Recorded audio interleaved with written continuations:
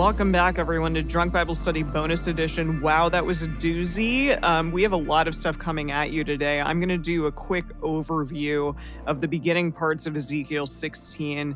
Jace is going to talk to you about some controversy and some eagles, and then Dedeker is going to finish us off with some salted babies. Alrighty, no, I'm kidding. I don't eat meat. Anyways, here we go. Not even babies. Not even baby meat. Ugh, yuck. Okay, yeah, I don't know. Anyways, gross. So the thing about Ezekiel 16 is it really took us on a journey. It was, as Dedeker likes to say, like these object lessons, but the object lesson was Israel and Jerusalem and, the Israelites themselves, I guess. And God was really angry. And of course, he had to do it in this very shitty way about women, and it was not cool. But I'm going to leave, all of the stuff about shaming women to the side, and we're just going to sort of talk about the beginning of this whole situation here in Ezekiel 16.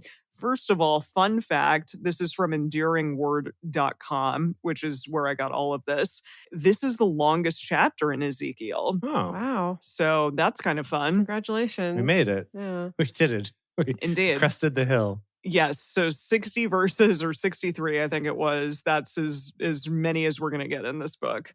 Also, many rabbis talked about this. They said, a very extraordinary chapter. This is a specific rabbi. The 16th of Ezekiel, a minister could scarcely read it in public. He certainly would not like to explain its metaphors to a general audience. Oh. Really interesting. Yeah. And said, yes. other people. Yes. Exactly. Yeah. So various people were like, this chapter is not to be read nor translated in public. And yikes. Whoops. Except for we totally did that. Whoops. Yeah, quite. So, okay, let's get into this a little bit. Yeah, so Amorite and Hittite, they were general names for the people of Canaan who occupied the land before Abraham. And so the most powerful of all the nations was Canaan, and they represented all. So essentially, it's saying that the term for Canaanite was a byword for moral decadence. That's interesting.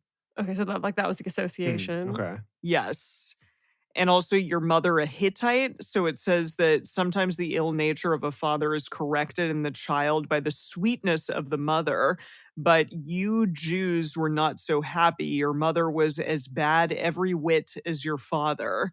So I guess they didn't like the Hittites. I don't know. Okay, I guess just clarifying that both your mother and father were of some people that we associate with not goodness somehow. Yes. And so moving on to this like vivid description of the birth of Israel, it's essentially saying that like there was no one to care for you at your birth.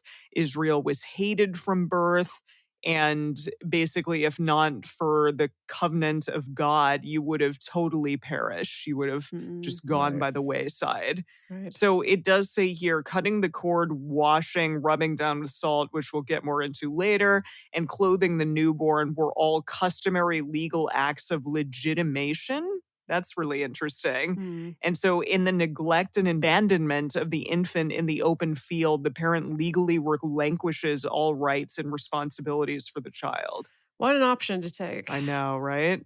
Yeah, and essentially it says, so the thrown out into the open field line was, this is an allusion to the custom of some heathen and barbarous nations who exposed these children in the open fields to be devoured by wild beasts. Are you sure? Are you sure it was only the heathen nations that did that? I know, right? Like, isn't that basically a lot of people back then? I would just be really surprised. I don't recall any instructions in Leviticus to set up a very robust adoption program. That's true. You're absolutely right. For unwanted babies.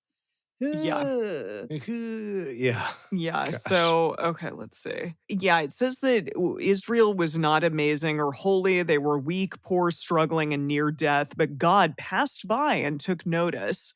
So when all their circumstances and all the other nations said die to Israel, God said live. That's really interesting. So that's kind of what he was getting at, right? Is just being like, yeah, it's sort of like a different version of the whole aren't I the one who brought you out of Egypt? Kind of thing of like, you were nothing without me kind of Yeah. a message, right? Yeah, and they talk about that like you grew mature and became very beautiful. So essentially under God's care, Israel became this larger, stronger, more mature nation. And this is interesting and kind of weird. According to Block, which is one of the people who is doing all of this interpretation, your hair grew, and I don't remember this. Maybe this is the NIV specific. This was right before the breasts growing. We Got kind of it. got Yes. distracted. So the hair growing means pubic hair, apparently. Ugh. I know. Oh, Yeah. boy. Yeah. Yeah. So with the passing of the age of innocence and the arrival of sexual maturity, nakedness assumes moral overtones. So the earlier nakedness had made the foundling vulnerable to the elements and marauding animals. Now she stands exposed to dangers of a different sort. Okay, bro. Yeah, so basically, she's just this beautiful young woman.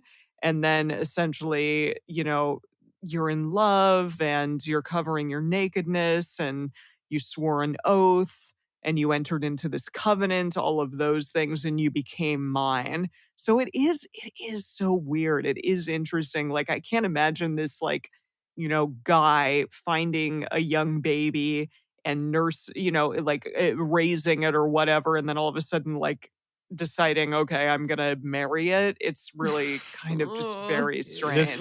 I mean, when disturbing. you put it Yeah. that way. No, but really, like that's exactly what this is saying. So, yeah. And they're just saying, I washed you in water, I clothed you. And oh, also interesting.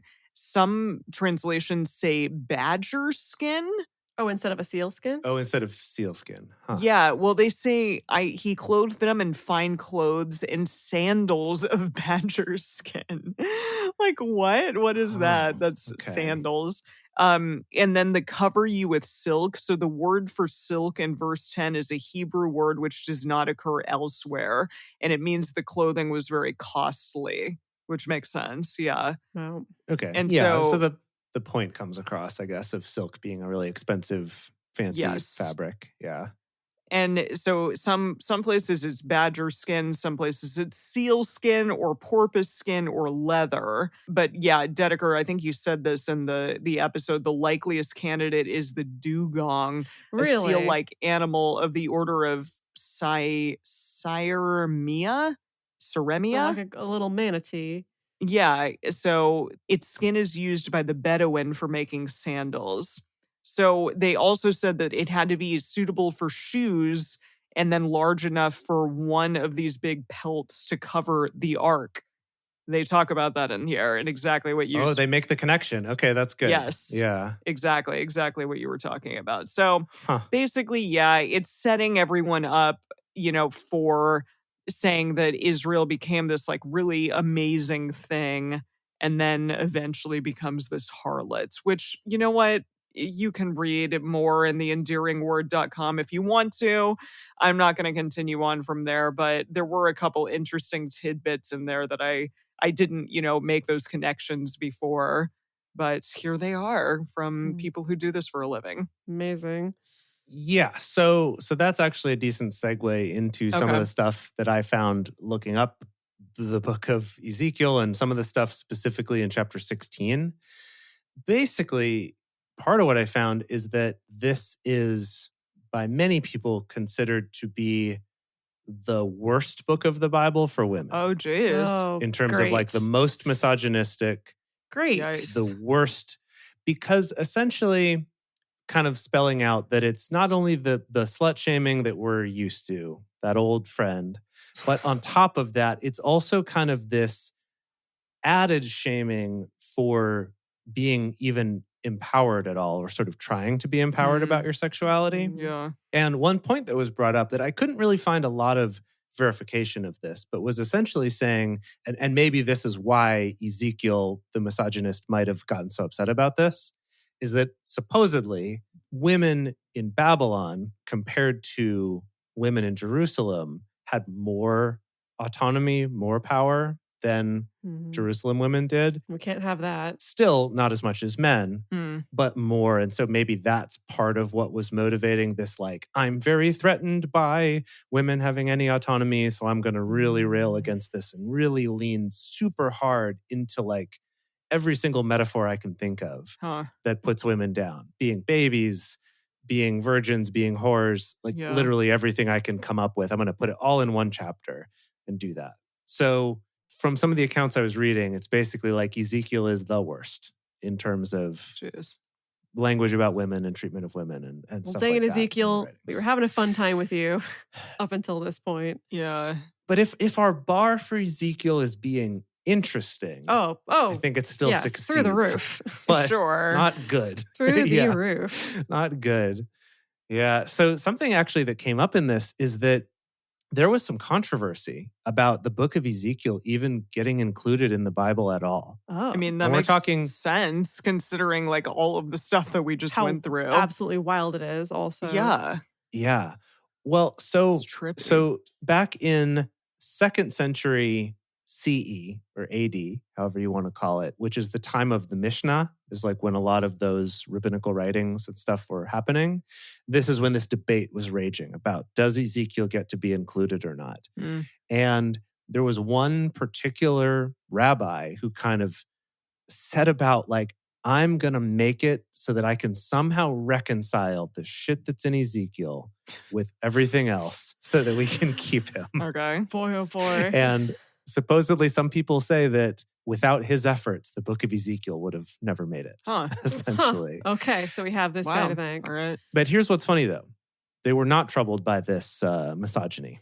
This was not the problem. Oh, well, Of course. obviously. What was the problem? The problem is going to come up later, Oh. is one problem that he mentions. We have something to look forward to. This specifically, it's like he gets the certain numbers of animals that are sacrificed during certain types of ceremonies wrong. What?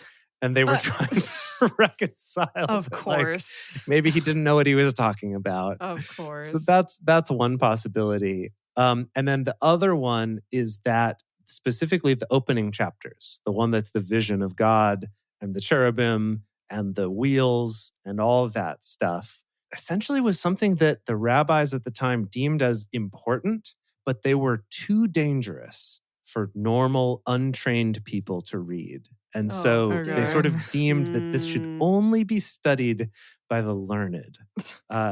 So there's definitely a lot of controversy there. And it kind of goes like with what you were saying, Emily, about that statement of like a pastor couldn't read this or No, a rabbi it's wouldn't true. want to translate this or whatever.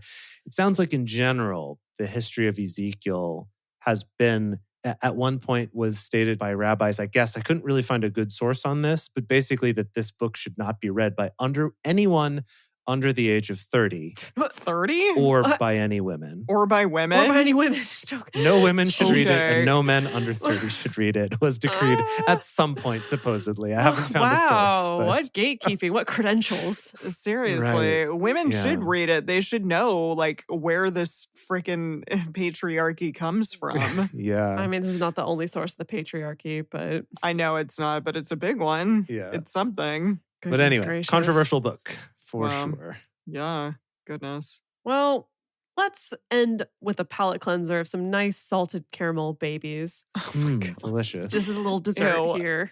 Ugh. Uh, Okay. Give it to us. No, I found some really interesting stuff. So I learned that the world over, people love rubbing stuff on babies. Really? Okay. Yes, they love it. So, of course, mostly I was focused on this salt tradition, but I also found different cultures that use acorn oil or henna Huh. in other cultures. Okay. Like Yeah, anointing, kind so of? kind of anointing, kind of rubbing, kind of massaging, sometimes just sprinkling, sometimes literally lathering your baby all over in some of this stuff. Ew. So I have to know more. Is it like a disinfectant? What's going on here? okay, many different purposes. So, of course, the first place I ended up was the Hermeneutics Stack Exchange. And on a post there, someone quoted from Galen, who is, historical physician. He was a Greek physician, one of those Okay.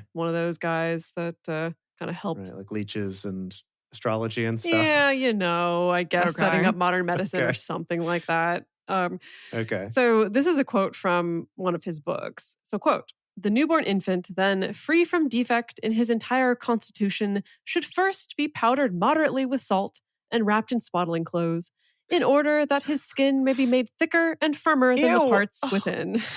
Or, hold on, You're literally like hold tenderizing on. the baby. Kind of the opposite, actually. They weren't Yeah. tenderizing, they wanted to toughen him Like up. thickening. Yeah. Dry up this Ew. baby. Ew. For, he goes on to explain why. For during pregnancy, everything was equally soft, since nothing of a harder nature touched it from without, and no cold air came into contact with it, whereby the skin would be contacted and thickened, and would become harder and denser than it was before, and then the other parts of the body. But when the baby is born, it is necessarily going to come in contact with cold and heat, and with many bodies harder than itself. Therefore, it is appropriate that his natural covering should be best prepared by us to exposure. Wow. So there's this long, I guess I could chalk it up to essentially a wives' tale that we rub our babies in salt. It's going to harden them up, Toughen that skin so toughen that up your the baby skin. doesn't just melt. Yeah. Doesn't Yeah. just melt when it's exposed to body heat. So there's that. Of course, there's a lot of theories around, protecting it Ew. from putrefaction, because you think about, like, we did use salt to preserve things, Right. right? We knew that there was like a little bit of maybe an antibacterial property to it. Yeah. And so Huh. in some Well, cultures, it's like gargling with salt water to help Yes. kill Yeah. bacteria in your throat. You're gargling your Yes. baby in salt water to yes. get rid of any bacteria. Yes. Jeez. Now, Love. in some cultures, this exists to today, even in modern Really? day. And in particular, in Turkey, in rural Turkey, this still is a thing. So Huh. I found this article that was about specifically, Turkish folklore around this. And so I'm going to read this quote from this article.